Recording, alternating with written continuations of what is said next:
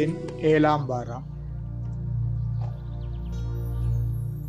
தூய யோவான் எழுதிய நற்செய்தியிலிருந்து வாசகம். அதிகாரம் 16, திருவசனம் 29 தொடக்கம் 33 முடியும் வரை. அக்காலத்தில் சீடர்கள் இயேசுவிடம், இப்போது உருவகமாக எதுவுமின்றி வெளிப்படையாக பேசுகிறீர், உமக்கு அனைத்தும் தெரியும், யாரும் உம்மிடம் கேள்வி கேட்க தேவையில்லை என்பது எங்களுக்கு இப்போது புரிகிறது. இதிலிருந்து நீர் கடவுளிடமிருந்து வந்தவர் என்பதை நம்புகிறோம் என்றார்கள். இயேசு அவர்களை பார்த்து, இப்போது நம்புகிறீர்களா? இதோ காலம் வருகிறது, ஏன் வந்துவிட்டது, அப்போது நீங்கள் சிறகடிக்கப்பட்டு ஒவ்வொருவரும் அவரவர் வீட்டுக்கு ஓடி போவீர்கள்.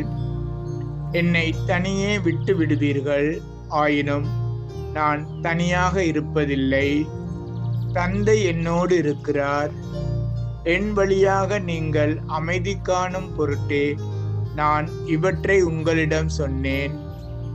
உலகில் உங்களுக்கு துன்பம் உண்டு, எனினும் துணிவுடன் இருங்கள், நான் உலகின் மீது வெற்றி கொண்டு விட்டேன் என்றார்.